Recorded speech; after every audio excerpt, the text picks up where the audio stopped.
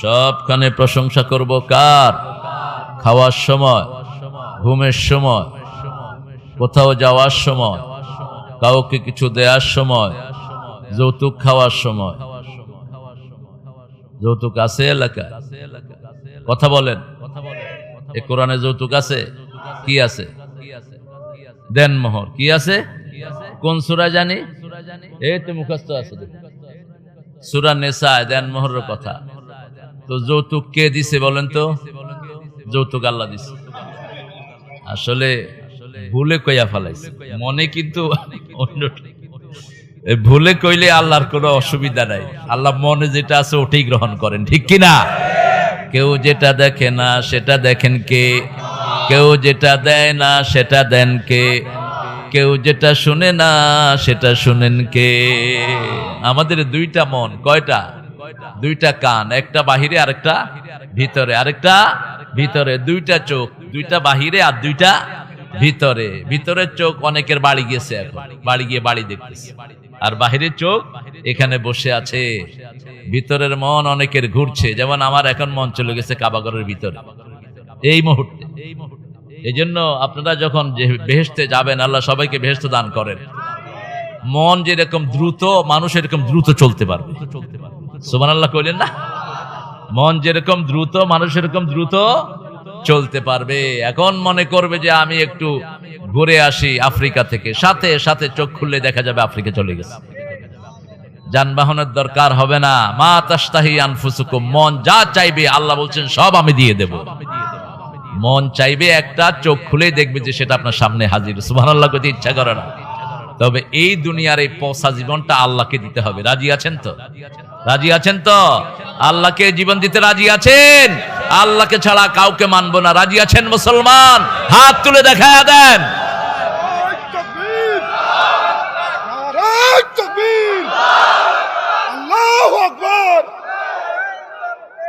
আল্লাহ কবুল করুক। চর গয়েশপুর যুব সমাজের উদ্যোগে পঞ্চম বার্ষিকী এই মাহফিল, এটা আসলে আমার হামজার মাহফিল। আল্লাহ হামজাকে সম্মানের সাথে আরো 10 গুণ 100 গুণ সম্মান বাড়িয়ে জনগণের কাছে ফিরিয়ে এনে দেন। হামজার সাথে আরো যারা আছে, আল্লামা কাজী ইব্রাহিম আছে, আল্লামা মামুনুল হক আছে, আল্লামা সাখাওয়াত হোসাইন, বড় আলেমে দ্বীন, তিনি ওস্তাদ।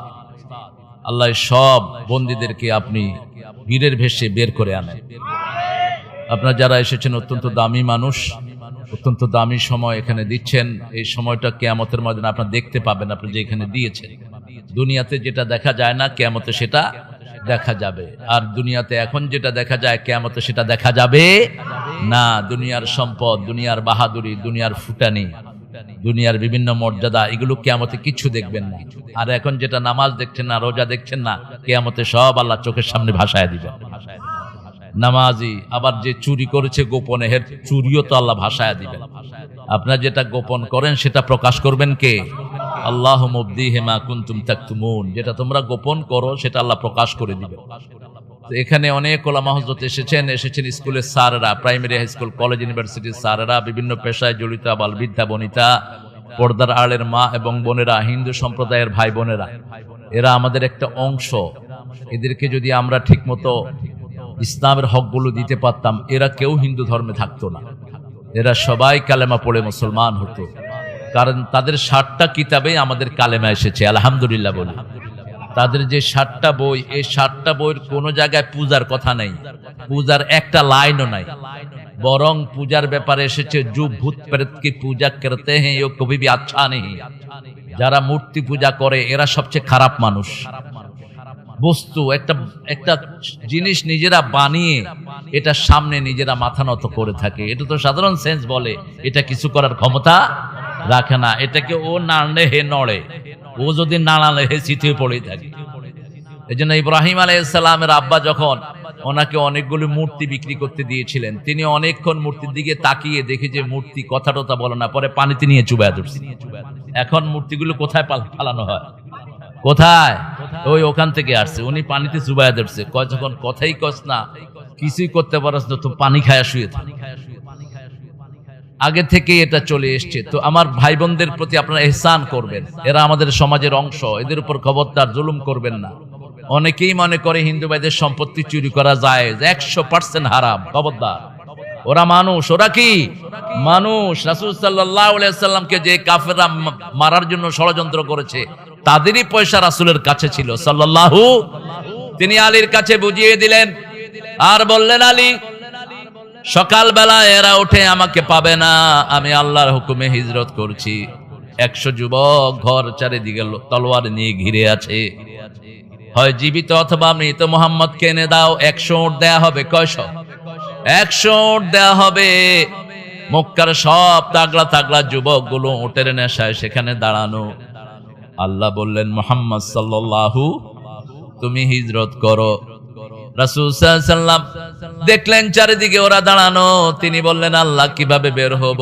হাতের ভিতরে হাত, যেতে লাগলেই তো ওদের হাত বেজে যাবে। রাসূল সাল্লাল্লাহু আলাইহি ওয়াসাল্লামকে আল্লাহ বললেন, তুমি পড়ো, ও জাআলনা মিন বাইনি আইদিহিম খালফান ওয়া মিন সাদদিহিম খালফান ফাআগশাইনাহুম ফাহুম লা ইউবসিরুন।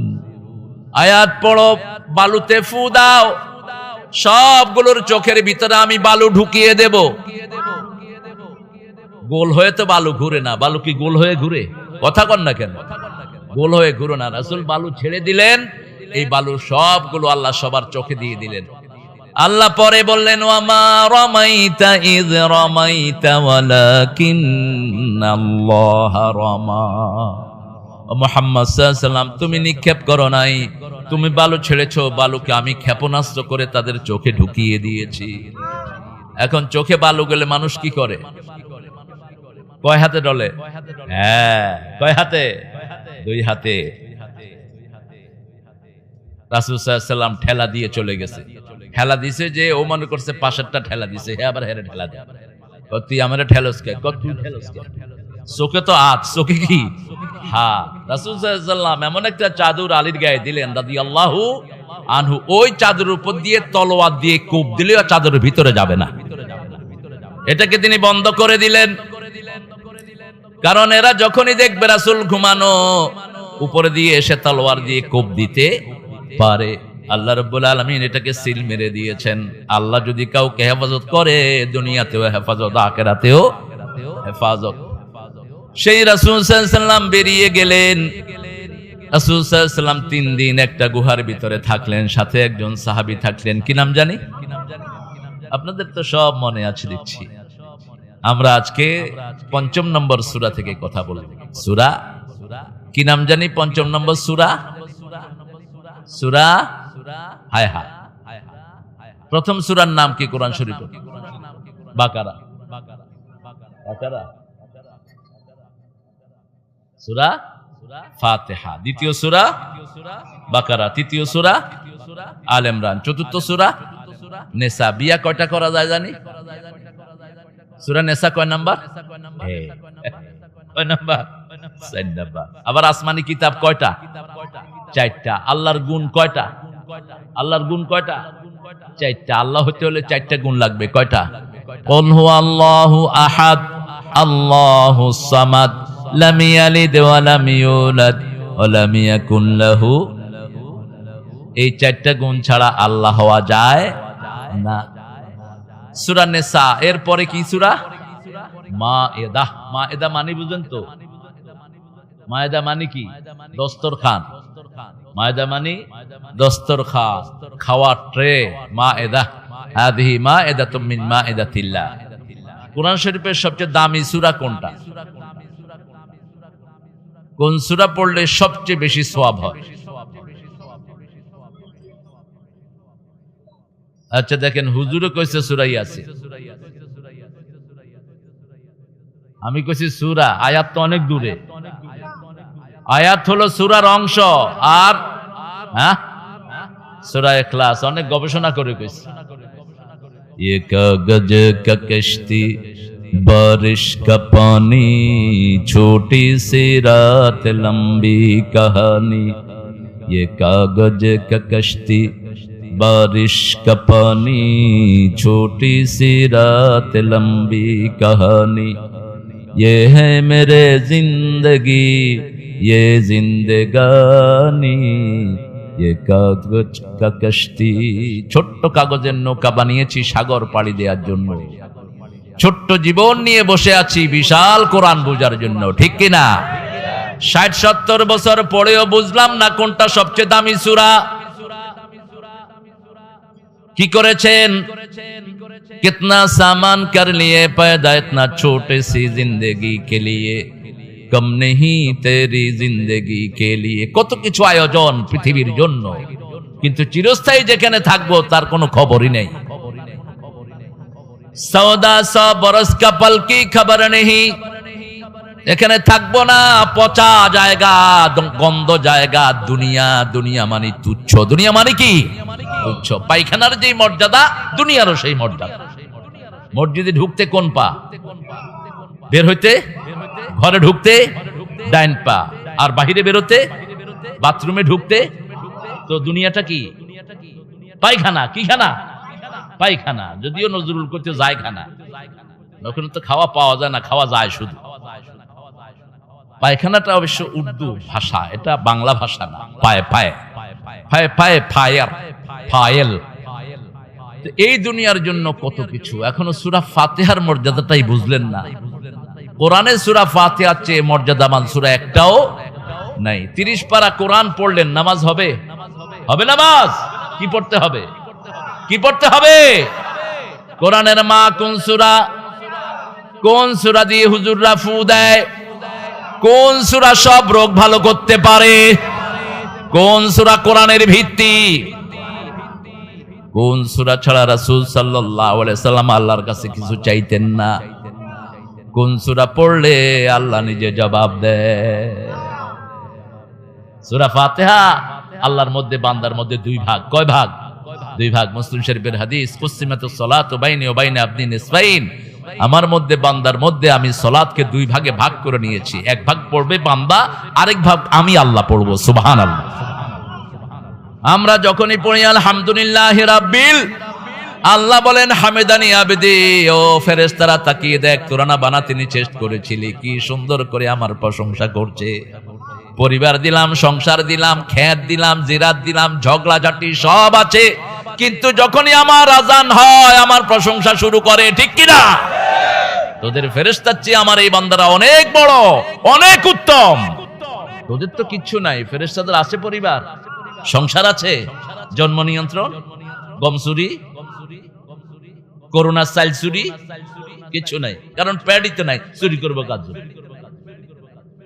আর আমাদের সব ভেজাল আছে কিন্তু আজান শুনলেই আল্লাহর ওলিরা কোন দিকে যায় মসজিদে যায় আল্লাহর চেয়ে আর বেশি কেউ খুশি হয় না আল্লাহ বলেন এই সময়টা কষ্ট করে আমাকে দিয়েছিস মৃত্যুর পরে আমি তোর জন্য সব কাজ করে দেব তুই আম খাইতে চাইবি কুতুফুহা দানিয়া মুখের কাছে আম এনে দিয়ে দিব দুনিয়ার আমের চামড়া আছে ভিতরে বিচি আছে জান্নাতের আমের চামড়াও নাই বিচিও সুবহানাল্লাহ কইতে ইচ্ছে করে না শুধু খাইবেন আর চলে যাবে ভিতরের দিকে আপনার ঢোক গিলতে হবে না শুধু ঢোক গিলবেন কখন যখন একটু হজম করতে চাইবেন একটু ঢোক গিলবেন পুরা খাওয়া হজম হয়ে যাবে আরে এত আস্তে সুবহানাল্লাহ তো রোজা রাখেন নেই এত আস্তে সুবহানাল্লাহ হলো কেন চিৎকার করে বলেন সুবহানাল্লাহ সুবহানাল্লাহ শুনলে খুশি হন কে বেজার শয়তান এখানে নাই অবশ্য শয়তানরে বেজার করতে চান না দেখি আর একটু জোরে বলেন সুবহানাল্লাহ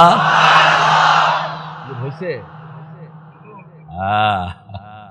হয়েছে আপনাদের এক সাহাবী রাসূলের বয়ান শুনে সুবহানাল্লাহ বলেছেন খালি গলায় 3 মাইল দূরে থেকে অন্য সাহাবীরা শুনছে তো কিরে কি আওয়াজ আসলো এখানে সুবহানাল্লাহ এত দূরে আসলো কেমনে আয়েশা দেখে যে রাসূল বয়ান করছেন সুবহানাল্লাহ কইতে ইচ্ছা করে না সুবহানাল্লাহ সূরা মায়েদা আচ্ছা 2 নম্বর সওয়াবের সূরা কোনটা কোন রাসূল সবচেয়ে বেশি পড়তেন সূরা ফাতিহা মনে রাখবেন দৈনিক কমসে কম 32 বার পড়তেন কয়বার আমরা দোয়া করি সব আলেমদের জন্য আপনাদের এই এলাকাতে পাশে মইনুল একটা ছেলে ছিল এই গোপালগঞ্জে 20 বছর বয়স দুনিয়া থেকে চলে গেছে হঠাৎ করে হার্ট অ্যাটাক করে ফরিদপুর বাড়ি ফরিদপুর না ওই যে গোপালগঞ্জ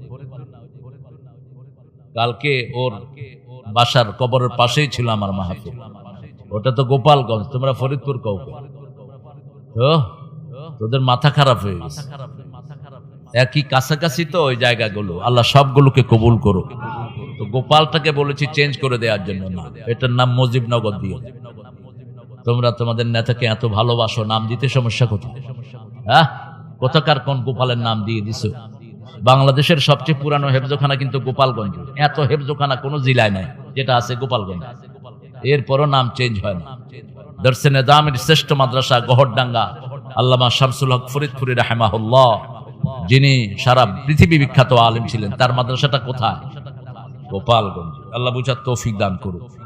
2 নম্বরে রাসূল কোন সূরাটা বেশি পড়তেন?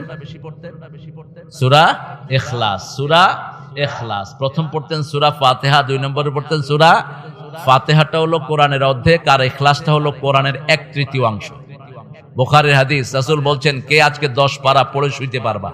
কেউ হাত তোলে না। আমাদের দেশের রেলি হাফেজ থাকলে এরা হাত উঠায় বসে না, যে আমরা এক রাতে তো কোরআন খতম দিতে পারি। এক রাতে যারা কোরআন খতম দেয় এরা মূর্খ, এরা কোরআনের কিচ্ছু বুঝে নেই। কোরআন এদেরকে লানত দিবে।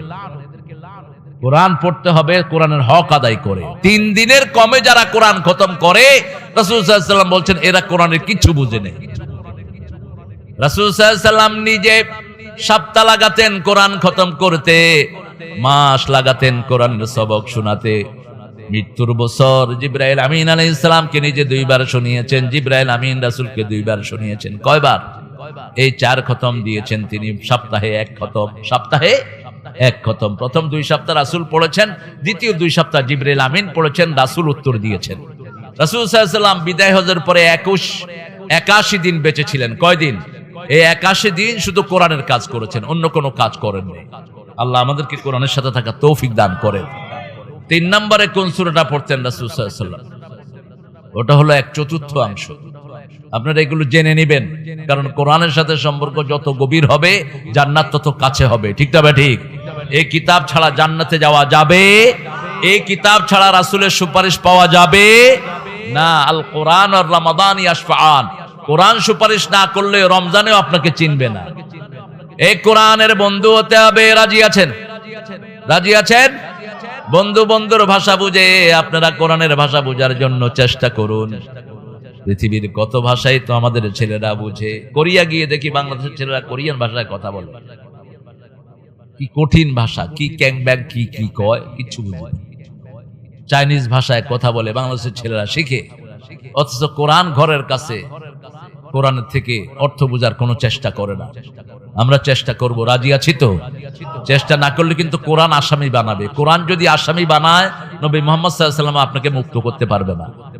যদি অনেক পীর সাহেব দায়িত্ব নেয় তাকে জান্নাতে নেয়ার, একটা মূর্খ বেকুব নাদান, জান্নাতে নেয়ার ক্ষমতা কোন নবীরও নাই। তুই দায়িত্ব নাস কেমনে মূর্খ? How dare you! কোথা থেকে পেয়েছো এই ধৃষ্টতা? জান্নাত একমাত্র মালিককে। কে মালিক? রাসূল সাল্লাল্লাহু আলাইহি ওয়াসাল্লামের কাছে ওহী আসলো, বলছে ইয়া ফাতেমা, ইয়া আলী, ইয়া বনি কুরাইজা, ইয়া বনু উমাইয়া, তাআলে সব গোত্রকে ডেকে বললেন, আনকিযী নাফসাকা মিনান নার, জাহান্নামের আগুন থেকে নিজেকে বাঁচাও, আমি কিচ্ছু করতে পারবো না তোমাদের জন্য। আমাকে আল্লাহ রহম করবেন, কিন্তু মূল মালিকানা কার? শাফায়াতের মালিককে।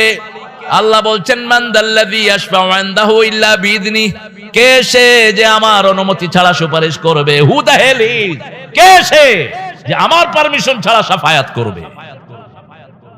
লা ইয়াতাকাল্লামুনা ইল্লা মান আযিনা লাহুর রহমান ওয়া ক্বালা সাওয়াবা। কথা বলারই তো অনুমতি পাবেন না, শাফায়াত করতে গিয়ে সব চুপ। সব আম্বিয়ারা থরথর করে কাঁপতে থাকবেন, রাসূল সাল্লাল্লাহু আলাইহি ওয়াসাল্লাম সিজদায় পড়ে কাঁদতে থাকবেন। মুহাম্মদ সাল্লাল্লাহু আলাইহি ওয়াসাল্লাম, আল্লাহ রাব্বুল আলামিনের সামনে আমল পেশ করা হবে, আবু বকর রাদিয়াল্লাহু আনহু আমল পেশ করা হবে, আল্লাহর রাগ কিছুটা কমতে থাকবে। ওমর ফারুকের আমল পেশ করা হবে রাদিয়াল্লাহু আনহু, আল্লাহর রাগ কমে যাবে, নাম ধারণ করবেন। এরপরে তিনি বলবেন, ও মুহাম্মদের ফারাসাক ইশফাতু শাফা, মুহাম্মদ মাথা উঠাও, তুমি সুপারিশ করলেই আমি গ্রহণ করে নেব। হ্যাঁ, আল্লাহ আমাদেরকে বুঝার তৌফিক দান করে। 4 নাম্বার সূরা হলো সূরা কাউসার। সূরা কাউসার। কাউসার যদি আপনি পান, দুনিয়াও সফল, আখেরাতও। এই যে দুনিয়াতে যা কিছু আনন্দ করছি, ভোগ করছি, খাওয়া দাওয়া, এই সব হলো কাউসার। এসব কি? কাউসার, পার্ট অফ কাউসার। এই সব লিবার্টি আল্লাহ দিয়েছেন। এই কাউসার আল্লাহ রাব্বুল আলামিন কিয়ামতে একটা হাউজের ভিতরে দিবেন। ওই হাউজে কাউসারের পানি পান করলে আর পিপাসা লাগবে না। সুবহানাল্লাহ কইলেন না? এই কাউসার আল্লাহ রাব্বুল আলামিন তাদেরকেই দিবেন যারা আমার নবীকে নিজের নেতা মেনেছে, নবীর অনুসরণ করেছে। সুন্নত যেখানে আমরা আছি। এখন তো খেলার সিজন চলছে, ছেলেরা এখন মেসি নেইমার বাঁদরদেরকে নিয়ে ব্যস্ত। মেসি নেইমার বাঁদর কিভাবে চুল কাটছে, কিভাবে হাফ প্যান্ট পরে দৌড়ায়, এরাও এটা করে।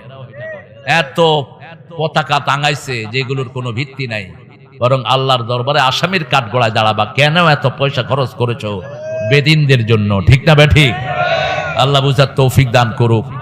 সূরা কাউসার পড়বো, এটা চতুর্থ অংশ। আরেকটা সূরা আছে, সূরা কোরআনের এক চতুর্থ অংশ, ওটা রাসূল খুব পড়তেন সাল্লাল্লাহু।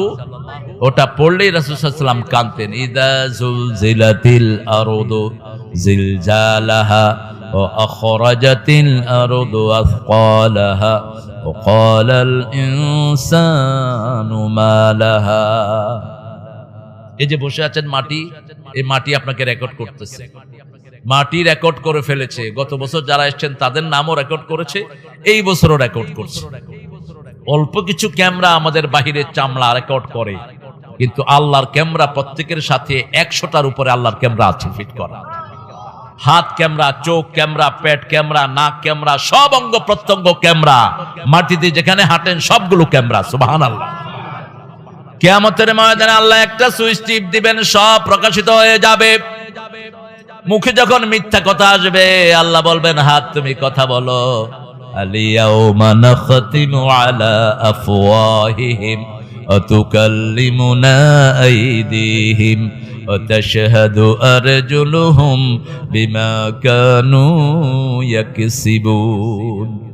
Today I will seal upon your mouth, your hand will speak out, your 2 feet will be the witness for that what have you done in your lifetime. আজকে তোমার মুখে সিল মেরে দিলাম।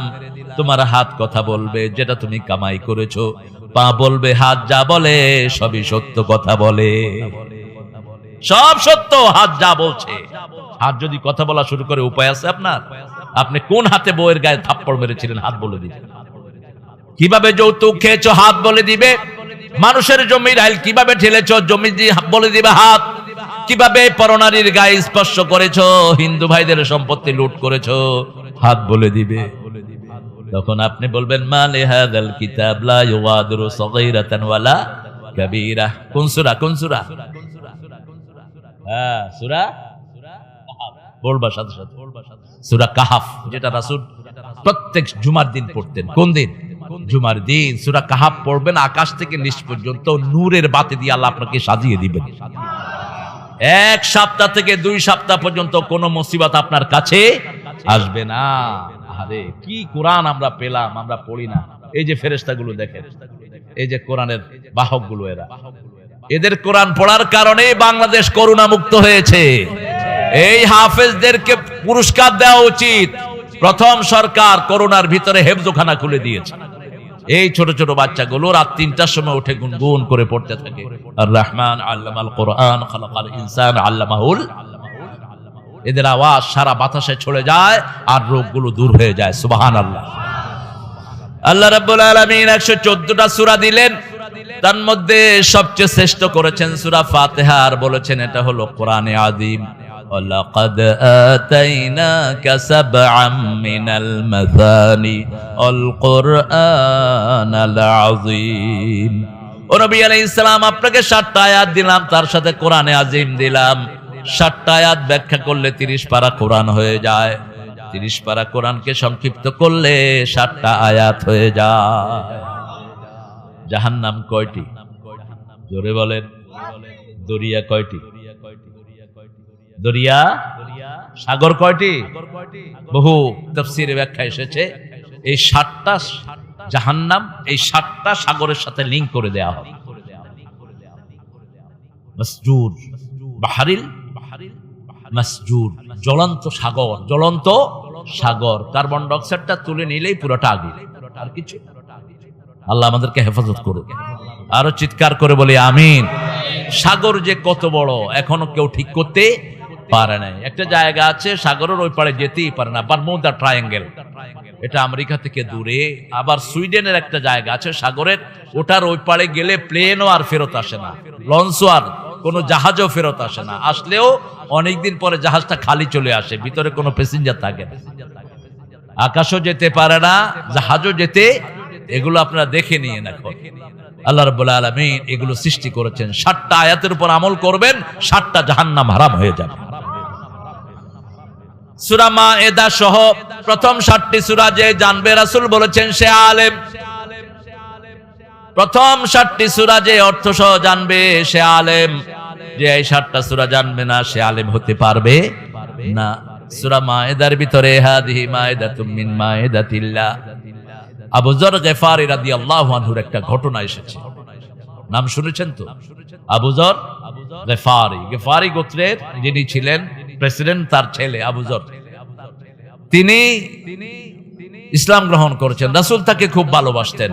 রাসূল তার হাত ধরে বলছে, আবু যর আল্লাহর কসম তোরে আমি ভালোবাসি। সুবহানাল্লাহ করতে ইচ্ছে করে না? ওই হাতটা যদি আমাদের হতো। আল্লাহু আকবার। রাসূল বলছেন এইভাবে ধরে, বলছে আবু যর আমি তোকে ভালোবাসি। তবে শুনো আবু যর, কখনো নামাজের পরে এই দোয়াটা ছাড়া তুমি উঠবে না। সালাম ফিরিয়ে পড়বে আল্লাহুম্মা, পড়েন আল্লাহুম্মা আইন্নি আলা যিকরিকা ওয়া শুকরিকা ওয়া হুসনে ইবাদাতিক। হে আল্লাহ আমাকে আপনি শক্তি দেন, আইন্নি আলা যিকরিকা, আপনার জিকির যেন আমি করতে পারি, আমি যেন আপনার শুকরিয়া আদায় করতে পারি, আর ইবাদতগুলো যেন সুন্দর করে আদায় করতে পারি। আল্লাহু আকবার। চাইতে হবে কার কাছে? কারণ সবকিছুর মালিক কে? পরের জায়গা পরের জমিনে ঘর বানায় আমি রই। আপনার নিজের মালিকও তো আপনি না। আপনার হাতের মালিক কে? কে হাতের মালিক? চোখের মালিক? জিহ্বার মালিক কে? দেখেন না তাকিয়ে? এত বড় বিদ্রোহী কবি, আল্লাহ জিহ্বা বন্ধ করে দিয়েছে, মাত্র 43 বছর বয়স। কি লেখা! হিন্দু ভাইদের লেখা লিখেছে, রবি ঠাকুর এত সুন্দর লিখতে পারেনি। যেখানে কলম ধরেছে সেটা শোনা হয়ে গেছে। ব্রজবতী খেলে হরি, খেলে আনন্দ নব ঘন শ্যাম শাখে, ব্রজবতী খেলে হরি। নজরুল লিখছে হিন্দু ধর্মকে নিয়ে। আবার এই লোক যখন ইসলামের জন্য লিখছেন, আল্লাহ আমার প্রভু আমার নাহি নাহি ভয়। ভয় আছে নাকি? আমার নবী মুহাম্মদ যাহার তারিফ জগতময়, আল্লাহ আমার প্রভু আমার নাহি নাহি ভয়। আমার কিসের শঙ্কা, কোরআন আমার ডঙ্কা, ইসলাম আমার ধর্ম, মুসলিম আমার পরিচয়। পরিচয় কি? পরিচয় আহলে হাদিস না, পরিচয় হানাফি না, পরিচয় শাফি না, হাম্বলি না, মালিকি না। পরিচয় কি? পরিচয় কি? মুসলিম। তো নজরুল বুঝলো, আপনারা বুঝুন নাকি? আল্লাহ বলছেন পরিচয় মুসলমান দিবা, অন্য কোনটা নয়। মান আহসানু কওলাম মিম্মা দাআ ইলাল্লাহি ওয়া আমিলা সলিহা ওয়া ক্বালা ইন্নানি মিনাল মুসলিমিন। তার চেয়ে শ্রেষ্ঠ কথা কার হতে পারে যে আল্লাহর দিকে মানুষকে ডাকে, আমলে সলে করে, আর পরিচয় দেয় আমি একজন মুসলমান। ঠিক কি না? পরিচয় কি? মুসলমান, মুসলিম, আমি সংগ্রামী, আমি চির রণবীর, আল্লাহকে ছাড়া কাউকে মানি না। নারায়ে তাকবীর, নারায়ে তাকবীর, তাকবীর। আরে মরে গেছে সব লোক, আর শক্তি নাই। নদীর পাড়ের লোকদের তো শক্তি বেশি হয়, মনে রাখবেন। নদী ভাঙা লোকেরা ব্রেনি হয় বেশি। নদী ভাঙা লোকেরা সবচেয়ে জ্ঞানী হয়। আইনস্টাইনের বাড়ি কোথায় জানেন তো? নদী ভাঙা একটা এলাকা। আইনস্টাইনের নাম শুনেন নাই? কে ছিল? শ্রেষ্ঠ বৈজ্ঞানিক, এত বড় জ্ঞানী ছিলেন, তারপরেও বলছে আমি জ্ঞান সাগরের বেলাভূমিতে বসে কিছু বালু নিয়ে নাড়াচাড়া করেছি। আর আল্লাহ বলছেন জ্ঞান পুরা সাগর শেষ হয়ে গেল, আমার কালেমা শেষ হবে না। সুবহানাল্লাহ। এই হলো সৃষ্টি আর স্রষ্টার পার্থক্য, ঠিক কিনা? স্রষ্টা বলছেন পুরা সাগর শেষ হবে, কিন্তু আমার জ্ঞান শেষ হবে। লাউ কানাল বাহরু মিদাদান লিকালিমাতি রাব্বি লানাফিদাল বাহরু ক্বাবলা আন তানফাদা কালিমাতু রাব্বি ওয়ালাউ জিনা বিমিসলিহি মাদাদা। যদি সাগরের পানিগুলোকে কারি করে নাও আর লেখা শুরু করো, সাগর শেষ হবে, আমার কালেমা শেষ হবে। ওয়ালাউ জিনা বিমিসলিহি মাদাদা, যদি এরকম সাগর বারবার ভরা হয় তাও শেষ হয়ে যাবে। সুবহানাল্লাহ। আর ওনার সৃষ্টি এক গোলাম বলছে আমি সাগরের কূলে দাঁড়িয়ে নুড়ি নিয়ে খেলছি, বালু নিয়ে হাতাচ্ছি। সুবহানাল্লাহ করতে ইচ্ছা করে না। সে কোরআন নিয়ে বসে আছে। ডেলি পড়বেন তো কোরআন? পড়বেন তো? আহারে কার কালাম পড়েন একটু খেয়াল করেন তো, কত বিশাল। আল্লাহ কোথায় থাকেন বলেন তো? আরশের উপরে বলবেন, আরশে না, আরশের আলাল আরশ, আলাল আরশ ইস্তাওয়া। এই খবরটা আমাদেরকে যিনি দিয়েছেন তিনার নাম কি? সাল্লাল্লাহু। আমাদের নবীর নাম কি? এক সাহাবী রাদিয়াল্লাহু আনহু, বুখারীর হাদিস, তার কাজের মেয়েকে খুব মেরেছে, বান্দিকে খুব মেরেছে। বান্দি গিয়ে রাসূল সাল্লাল্লাহু আলাইহি ওয়াসাল্লামের কাছে বিচার দিয়েছে। রাসূল সাল্লাল্লাহু আলাইহি ওয়াসাল্লামের কাছে বিচার দিয়েছে। রাসূল বলছে তুমি আমার কাছে বিচার দাও কেন? আপনি তো আল্লাহর রাসূল, এজন্য আপনার কাছে বিচার। বলছে আল্লাহ থাকেন কোথায়? কয় আসমানে। রাসূল ওই সাহাবীকে ডেকে আনলেন, আতিকাহা, এই মহিলাকে আজাদ করে দাও, এ মুমিনা, এ আল্লাহর উপর ঈমান এনেছে, আমাকেও চিনে আল্লাহকেও চিনে। সুবহানাল্লাহ বলতে ইচ্ছা করে না? এটা মুমিনা, আতিকাহা, তাকে আজাদ করে দাও। মুমিনের চেয়ে দামি পৃথিবীতে আর কিছুই। মুমিন যতদিন থাকবে কিয়ামত হবে না, কিয়ামত হবে না। ঈসা আলাইহিস সালামের সাথে সব মুমিনদেরকে আল্লাহ বিদায় করে দিবেন। মুমিনদের বুকের এখানে একটা হালকা গোটা উঠবে, আর উত্তর দিক থেকে, দক্ষিণ দিক থেকে একটা হালকা বাতাস আসবে, উত্তর দিক থেকে, ইয়েমেন দিক থেকে বাতাস এসে ওদের বুকে লাগবে। সব মুমিন একসাথে দুনিয়া থেকে বিদায় হয়ে যাবে। এরপরে 100 বছর থাকবে পৃথিবী। কয়শো? শারারুন নাস লা ইয়াবকা আলাল আরদি মান ইয়াকুলু লা ইলাহা ইল্লাল্লাহ। পৃথিবীর জমিনে কেউ থাকবে না যে বলবে আল্লাহ একজন, এরকম কেউ থাকবে। আল্লাহ আমাদেরকে মুমিন হিসেবে বাঁচিয়ে রাখেন। আবু যর গিফারি আসলেন গিফার গোত্র থেকে রাসূলের তাফসীর শোনার জন্য। 2 সপ্তাহের খাওয়া নিয়ে আসছে। কয় সপ্তাহ? 2 সপ্তাহ। তো রাসূলের তাফসীর খুব মজা লাগছিল। যেমন আমাদের এরকম অনেক ভালো ভালো বক্তার আলোচনা মজাই লাগে, ঠিক কিনা? সুন্দর সুন্দর যুক্তি দলিল দিয়ে যখন বলে, যেমন হামজার কথা মজাই লাগে, একটু মাঝে মধ্যে খেপে উঠতেন, এই কর না কেন, পাতলা মানুষ তো লাফায় উঠতো, ভালো বলতো, খুব সুন্দর বলতো কোরআন থেকে। এরপরে মিজানের আলোচনা তো শুনছেন, মিজানও ভালো। তো এরকম রাসূলের আলোচনা শুনতে শুনতে একজনকে রেখে যেতেন, সে রান্না করত আর সবাই হুজুরের তাফসিরে চলে যেত মসজিদে নববীতে। তো রাতে আসার পরে এসে খাইতো, রান্তো, খাইতো। তো একদিন দেখা গেল যে এটা 2 সপ্তাহের মধ্যে এটা শেষ হয়ে গেছে, ওনারা 3 সপ্তাহ পর্যন্ত আছেন, খাওয়া কোনো মতে টেনে টেনে চলছে। একদম লাস্ট 3 সপ্তাহ শেষের দিন একজনকে দায়িত্ব দিয়ে আসলো। এখন তিনি আর কিছু রাঁধতে পারে না, কি রাঁধবে, সব কি হয়েছে, শেষ। এবার সবাই রাতে আসার পরে যখন খেতে গেল, বললো যে আজকে তো আমি কিছু রান্না করতে পারি নাই, কারণ কিছুই নাই। এখন আবু যরকে বলছে, আবু যর তুমি যাও, তুমি আমাদের নেতার ছেলে, তুমি যে রাসূলের কাছে কিছু টাকা ধার চাও। আবু যর বললো এই অপমানের কাজ আমি করতে পারবো না, আমার বাপ একজন সম্মানী মানুষ, তোমরা কেউ যাও। ঠেলাঠেলি করে যার রান্নার দায়িত্ব ছিল তারাই পাঠিয়ে দিয়েছে। সে গেছে রাসূলের কাছে, গিয়ে দেখে রাসূল সাল্লাল্লাহু আলাইহি ওয়াসাল্লাম তাহাজ্জুদের নামাজ পড়ছেন। সেই নামাজের ভিতরে রাসূল তেলাওয়াত করছেন, মা মিন দাব্বাতিন ফিল আরদি ইল্লা আলাল্লাহি রিজকুহা ইয়ালামু মুস্তাকাররাহা ওয়া মুস্তাওদাআহা কুল্লুন ফি কিতাবিম মুবিন। পৃথিবীতে এমন কোন প্রাণী নেই, দাব্বা বলা হয় যেটা খালি চোখে দেখা যায় না। একটা আঙ্গুলের গিরার নিচে 20,000 দাব্বা থাকে, খালি চোখে যেগুলোকে দেখা যায় না। এদেরও খাওয়ার ব্যবস্থা করছেন কে? আল্লাহ বলছেন কোন ব্যাকটেরিয়া, যেটাকে আমরা বলি অনুবীক্ষণ যন্ত্র ছাড়া এটা দেখা যায় না, ব্যাকটেরিয়া অর্থাৎ বিভিন্ন রোগের জীবাণু, এর চেয়ে ছোট জিনিস দাব্বা, এগুলোর খাওয়ার দায়িত্ব আল্লাহ নিয়েছেন। কখন কোথায় গিয়ে খাবে লিখে রেখেছেন কে? কুল্লুন ফি কিতাবিম মুবিন। তিনি চলে গেলেন, গিয়ে সবাইকে বললেন তোমরা অপেক্ষা করো, খাওয়া আসতেছে।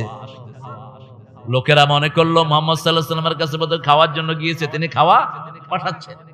সবাই বসে আছে, একটু পরেই দেখা গেল বিরাট একটা ব্যাগে করে গোস্ত, ভুনা গোস্ত আর এরকম রুটি এক ব্যাগে করে আয়না ওর দুয়ারের সামনে দিয়ে যাওয়া হয়েছে।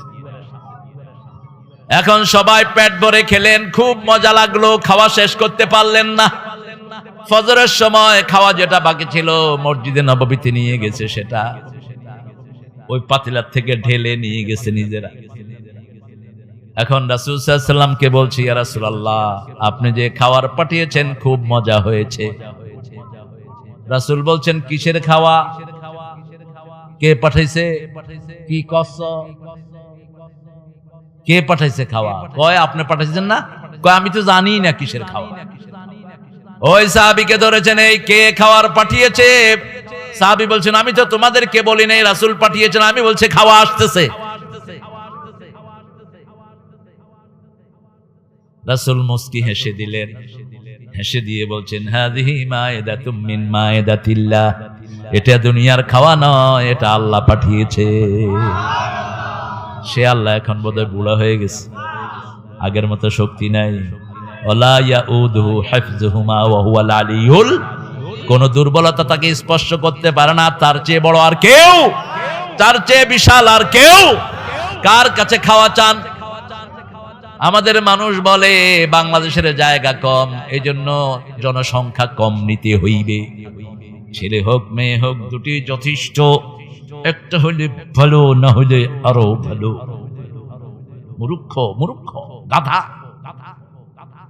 এখন কত কোটি লোক বাংলাদেশে বলেন তো? আর শেখ মুজিবুর রহমান সাহেব যখন ছিলেন কত কোটি ছিল? তো কয় গুণ বাড়ছে? খাওয়ার অভাব আছে? কথা কন না কেন? জায়গার অভাব আছে? আলাম নাজআলিল আরদা কিফাতা আহইয়াআ ওয়া আমওয়াতা, এই জমিনকে আমি বাঁচার জন্য, মৃত্যুর জন্য যথেষ্ট করে দিয়েছি। কার কথা? আল্লাহর কথা। যে আসবে তার রিজিক পাঠাবেন কে? বাংলাদেশের মানুষ বেশি, রিজিকও আপনাদের এই বাজারগুলোতে এত সস্তা তরকারি, ঢাকা নয় সারা দুনিয়াতে এত সস্তা তরকারি কোথাও পাবেন? কি কফি দেখলাম 10 টাকা, ঢাকাতে কফির নাম কইলো 50 টাকা লাগে। কি মাগনা দিচ্ছে বাজারগুলো। মূলার কেজি এখন ঢাকাতে 150 টাকা। আপনারা কত করে খান? হ্যাঁ, আল্লাহ হেদায়েত করুন। তো চাষি ফলাইতেও তো তার 20 টাকা গেছে। আহারে, আমার দেশের সরকার কোনোদিন উন্নত হবে না। চাষি যতদিন উন্নত হবে না, দেশ উন্নত হবে না। চাষির পেটে লাথি মেরে তোমরা উন্নতি করবা অসম্ভব। চাষি যদি কষ্ট করে না ফলাতো, না খায়া সব মরে যেতা, ঠিক কিনা? সেই চাষিরই খবর নাই। এখন ধানে একটু একটু ভর্তুকি দিচ্ছে, ধানটা ভালো হচ্ছে, ঠিক না বে ঠিক? আচ্ছা বলেন তো 1 কেজি মূলা ফলাইতে কত টাকা লাগে? কমসে কম 20 টাকা। আপনারা দেন কত টাকা? ওই যে এক ছেলে বলছিল 20 টাকা দামে চাইল কিনা আব্বা 10 টাকা বেচছি, কি লাভটা করছি আব্বা, শুনছেন? আপনারা কিভাবে এই চাষিদেরকে তো বাঁচিয়ে রাখতে হবে। এই যে আমেরিকা, ইংল্যান্ড, অস্ট্রেলিয়া এগুলোর কথা বলে আমাদের দেশের নেতারা, এই দেশের সব কৃষকদেরকে সরকার পয়সা দেয়। একটা কিছু লাগানোর সাথে সাথে একটা ভালো দাম ধরে, তার যেটা খরচ হয়েছে তার 3 গুণ দাম ধরে সরকার কিনে নিয়ে যায়। চাষিরা ধনী, বিশাল ধনী চাষিরা। আর আমার দেশের চাষিরা গরিব, মধ্যখানে কিছু টাউট বাট পারে, লুটে পুটে খায়, ঠিক না? ঠিক। এখান থেকে 10 টাকা কিনে নেয়, ঢাকা বেচে 50, 60, 70 টাকা। সারা দেশের মধ্যে যদি ভারসাম্যতা আনতাম, আমার দেশের চেয়ে সোনার দেশ আর একটাও। মানুষ যত বাড়ছে, খাওয়া তত বাড়ছে, মজাও তত বাড়ছে, মানুষ নাই, জাগার কোনো দাম। আল্লাহ রাব্বুল আলামিন এই খাওয়ার মায়েদা পাঠালেন। এই সূরাটার নাম মায়েদা। দস্তরখানায় বসে এই তিনটা আদব। কয়টা? তিনটা আদব। কার নামে খাইতে হবে? কেন আল্লাহর নামে খাবেন? ওই যে একজন হিন্দু ভাই বলছেন, ভাই আমি একটা খাসি জবাই করছি। খাসি করা হারাম, মনে রাখবেন। একটা প্রাণীর অঙ্গহানি করা হারাম কাজ। খাসি করবেন না। আপনি কেন এই প্রাণীর প্রজনন ক্ষমতা নষ্ট করে দিচ্ছেন? কে দিয়েছে এই অথরিটি? কোথায় পেয়েছেন এটা? সারা মিডল ইস্টে কোথাও এই কাজ করা হয় না। মানে একটা প্রাণীকে আপনি অঙ্গহানি করে দিলেন। একটা মানুষের যদি খাসি করে দেন, এটা কি ভালো হবে? কথা কন না কেন? মানুষের মধ্যে যারা ছেলেদেরকে বলৎকার করে, এদেরকে অঙ্গহানি করে দেওয়া উচিত। কিছু নোংরা আছে আমাদের সমাজে, আছে না? তাতুনাল রিজাল শাহওয়াতান দুনান নিসা, আল্লাহ বলছেন কোরআন শরীফে। এরা মেয়েদেরকে বাদ দিয়ে ছেলেদেরকে লোলুপ দৃষ্টিতে তাকায়। নাউজুবিল্লাহ বলি। এই ছাগল একজন হিন্দু ভাই জবাই করছেন, ওটাকে আমরা কি বলি? ওটারে বলে ফাঁড়া। বলি ওটা আমরা খাই না। কি ওটা আমরা খাই? সেও কিন্তু জবাই করে। সে কি করে? হয়তো এক কূপে কল্লা ফেলে দেয়, কিন্তু রক্ত তো কিছু পড়ে। এখন সে এক আলেমকে বিচার দিল, হুজুর খাসি আমারটাও জবাই হলো, আপনারটাও জবাই হলো, আপনারটা আপনি খাচ্ছেন আর আমারটা হারাম বলতেছেন কেন? কেন আল্লাহর নাম নিতে হবে? কারণ মালিককে। আল্লাহর নামে জবাই করা মানে হলো মালিকের অনুমতি নেওয়া, ঠিক না? ঠিক। আমরা যে কোনো কাজ করার আগে মালিকের নাম নেই, কারণ আমার জিহ্বার মালিক কে? মুখে খাবার দিয়েছি, আল্লাহ যদি না চান আমার খাওয়া ভিতরের দিকে যেতে পারবে না। লা ইউসমিনু ওয়া লা ইউগনি মিন জু'। জাহান্নামীরা খাওয়া খাবে, তাদের ক্ষুধা মিটবে না। জরিয়া, গলার ভিতরে একটা কাঁটা আল্লাহ লাগায় দিবেন, নিচেও যাবে না, উপরেও উঠবে না, গিলতে পারবে না। এরকম আল্লাহ যদি আপনার ছোট্ট জিহ্বাটাকে, ওটাকে আমরা কি জিহ্বা বলি? আলা জিহ্বা। আরবি বলতেছি।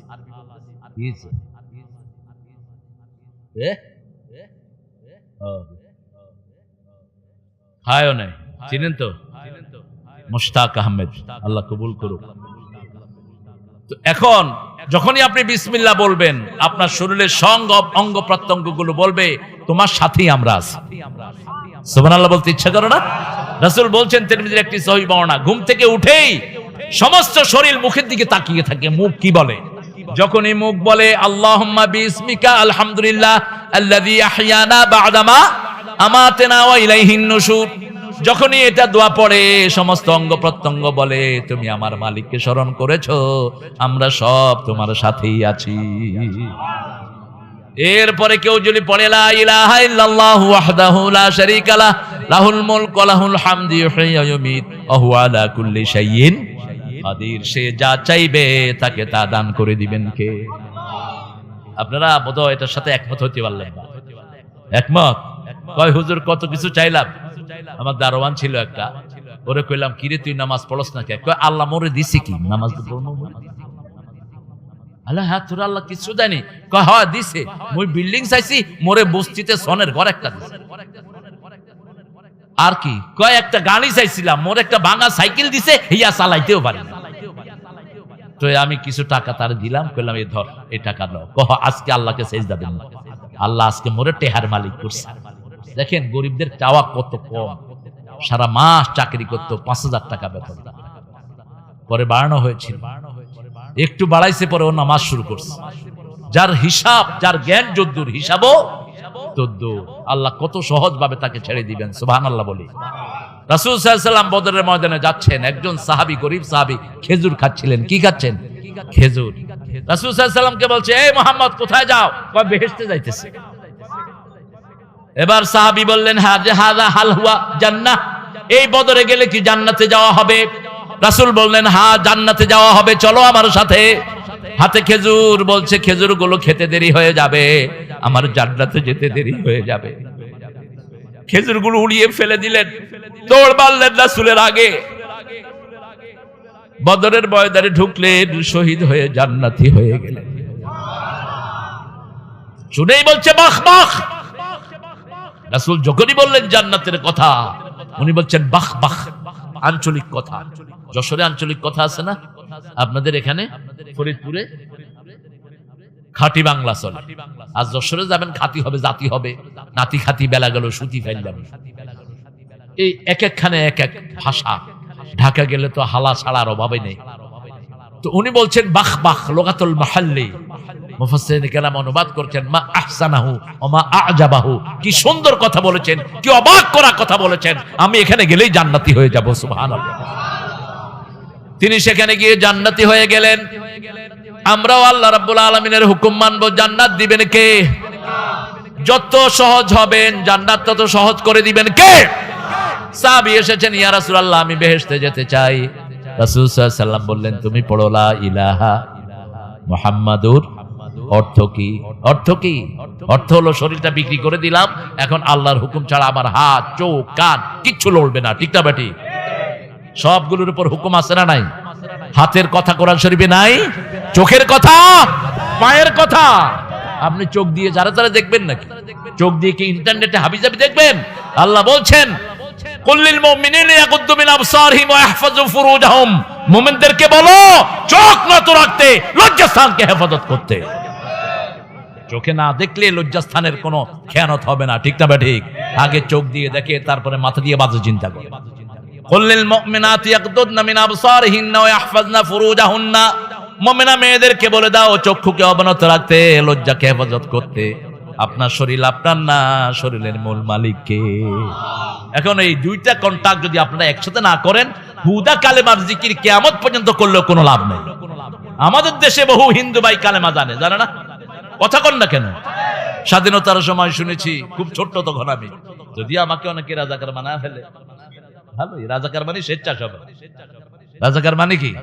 স্বেচ্ছাসেবক। হামজাকে বললো যে রাজাকারের লিস্টে তো হুজুর আমরা 4 জন, আমি আছি, আমার ভক্ত মিজান আছে, হামজা আছে, আরেকজন কে জানি।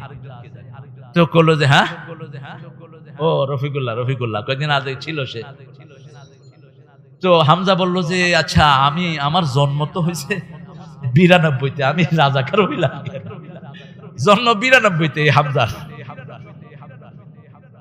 আমার জন্য 70-এর একটু আগে, কিন্তু আমি ওই সময় কিছু বুঝি না।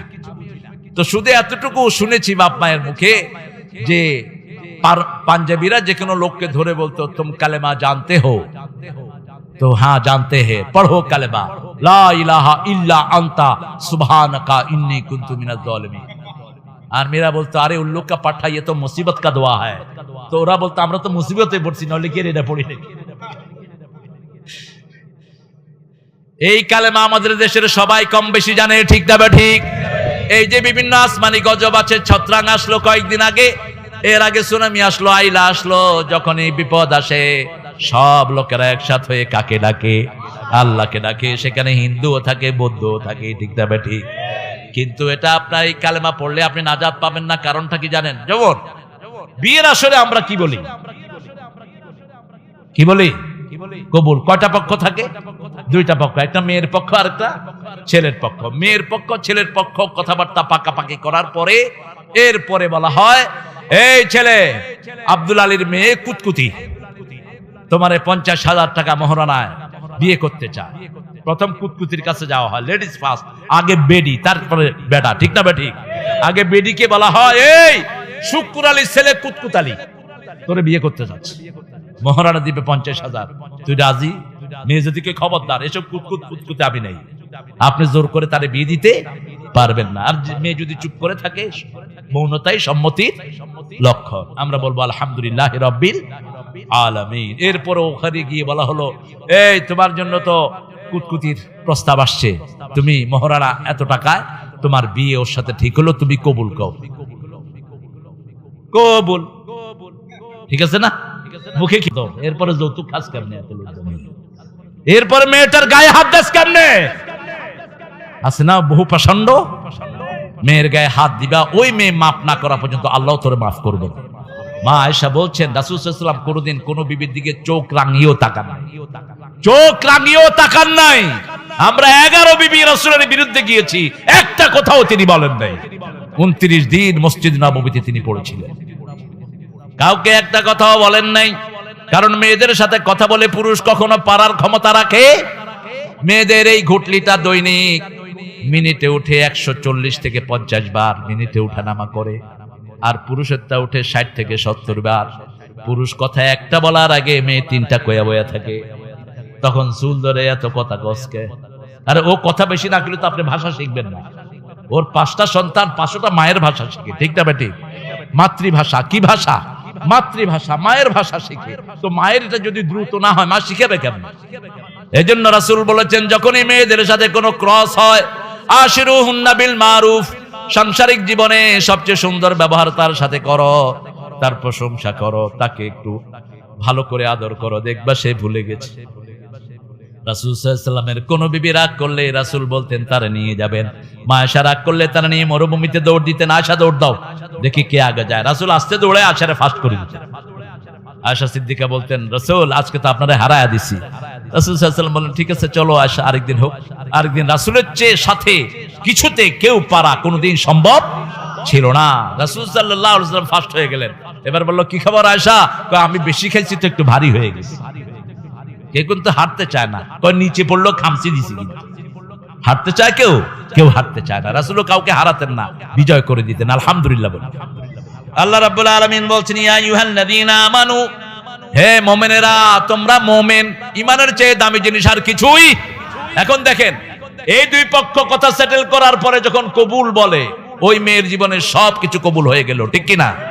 এখন মেয়ের জীবনে যত আলতা, স্নো, খরচ পাতি যা লাগবে সব দিবে কে? দিবে কে? স্বামী দিবে। স্বামী ওটা বুঝে আমি কি কবুল করছি। এখন এরকম দুই কন্টাক্ট নাই, রাস্তা দিয়ে হাইটা হাইটা আপনি যদি 10 লক্ষ বার কবুল বলেন, কোন মেয়ে আসবে আপনার কাছে? কথা কন না কেন? আপনার বিয়ে কবুল হবে? মানুষে কবে এটা পাগল, শুধু কবুল কবুল কয়। এখন আপনি কোনো কন্টাক্ট নাই আল্লাহর সাথে। আপনি কালেমা পড়লেন, আপনার চোখ আপনি কন্ট্রোল করলেন না, আপনার হাত পা কিছুই আল্লাহর ইবাদতে লাগালেন না, আল্লাহর সিস্টেম অনুযায়ী জমির আইন বাঁধলেন না, আল্লাহর সিস্টেম অনুযায়ী বউকে রাখলেন না, আপনি কি এর কালেমা পড়েছেন? আপনি তো শুধু এটা ঠোঁটে জিকির করেছেন, আপনার হৃদয়ে এটার কোনো অ্যাকশন।